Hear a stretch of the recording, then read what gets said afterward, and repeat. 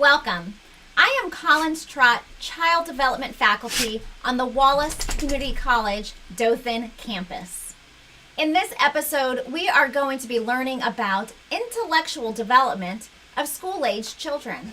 Children make dramatic gains in intellectual development during the school-age years.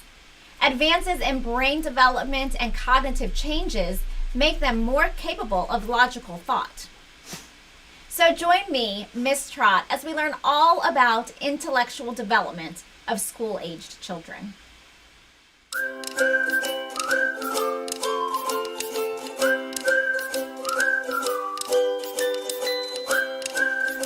During the school-age years, children become capable of logical thought as a result of several advances in brain development and cognitive changes. Brain development and cognitive advances work together to create the logical brain. Around 8 years of age, two major changes in the brain occur and will continue until 11 years of age. First is the wiring of the prefrontal cortex, which allows for higher cognitive functions.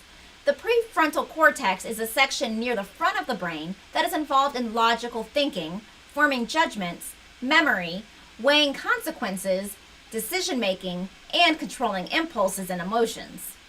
As the prefrontal cortex develops, children are better able to engage in these behaviors. The second change is pruning of underused connections.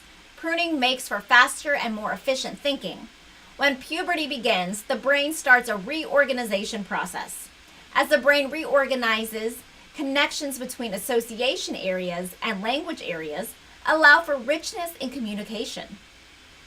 Executive functions begin to mature, and pruning fosters more efficient thinking and allows for more abstract and hypothetical reasoning. While decision-making skills do not fully mature until pruning is complete, the pleasure and reward system of the brain is overdeveloped. As a result, older school-aged children and even young adults may make poor decisions in anticipation of pleasure or reward. In the school-age years, children's brains become less plastic than they were in earlier stages. As a result, many older children and teens begin to narrow their interests, focus less on areas of weakness. Brain development during the school-age years leads to a number of cognitive changes, all of which make logical thinking more possible. To develop concepts and solve problems, children must acquire and process knowledge. To do this, theorists believe children must attend to relevant information, store it in their memories, and retrieve the information and apply it. Children's abilities to do these tasks are dependent on cognitive changes in attention and memory. As their brains mature, school-age children enter into Piaget's last two stages of intellectual development, in which they rely less on perception and think more logically. Children gradually learn to use logical thinking concepts to manipulate information, and their thinking becomes more flexible and organized as compared to younger children. Piaget called this stage of intellectual development the concrete operational stage. The stage is concrete because logic is based on the child's past experiences. In the last stage of intellectual development, called formal operational stage, children and adults are able to reason more abstractly. The difference between concrete and formal operational stages can be seen in how a child plays a game of checkers. In the more concrete operational stage, a child can play by the rules and make moves based on what they see on the board, but do not think of their next move. A child in the formal operational stage can think ahead and plan strategies for winning the game. Once children enter the formal operational stage, they begin to overcome the obstacles to logical thought and see viewpoints of others. Focus on more than one part, note transformations, understand reversibility, and use deductive and inductive reasoning. Vygotsky theorized that children's intellectual development is less dependent on the brain and more dependent on the child's zone of proximal development. Vygotsky also believed that children learn by talking and working with others as well as by doing. He also saw language as a way of learning. As children approach middle childhood, it becomes very evident that they vary in their abilities to reason and learn new concepts. A person's intellectual competence is usually called intelligence. The many ways that children learn are reflected in Howard Gardner's theory of multiple intelligences. School learning usually reinforces verbal, linguistic, and logical mathematical intelligences. As a result, school-aged children may not have the opportunities to exercise their other intelligences. As much as possible, adults should ensure that school-aged children learn using the intelligences in which they excel, as well as the intelligences in which they feel challenged. School-aged children's logical brains enable them to develop and understand many more advanced concepts than those learned in the preschool years. During the school-age years, children understand physical knowledge using logical thinking concepts and acquire culture-specific knowledge. Due to development of their logical brains, school-age children better understand a number of logical thinking concepts. These concepts include classifying objects, ordering by attributes, understanding cause and effect, applying spatial concepts, using number concepts, and noting distance, time, and speed. School-age children's communication skills improve. School-age children begin to see language as a way of communication and want to talk with friends and adults. They make great strides in articulation, expanding vocabularies, and learning grammar. Their reading skills also improve. By the beginning of the school-age years, children learn basic concepts involved in learning how to read, such as associating letters with sounds. Later in the school-age years, children have mastered the concepts about learning how to read, and they begin to read to learn. During the school-age years, children achieve a number of significant intellectual developmental milestones. As school-age children mature and their brains become more able to grasp intellectual concepts and activities, it is important that their intellectual needs are met. The majority of a child's intellectual needs will be met in school once this stage begins.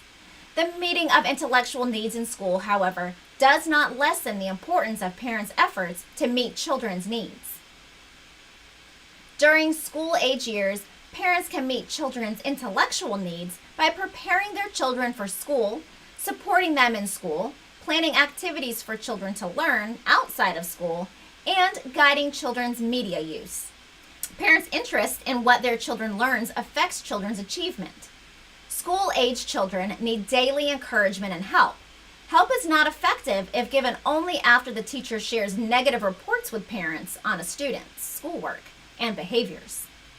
Parents should take active roles in supporting their children at school and work as a team with teachers to give their children the best possible education. Parents can support their children in school by reinforcing school tasks, strengthening executive functions, and being a school advocate.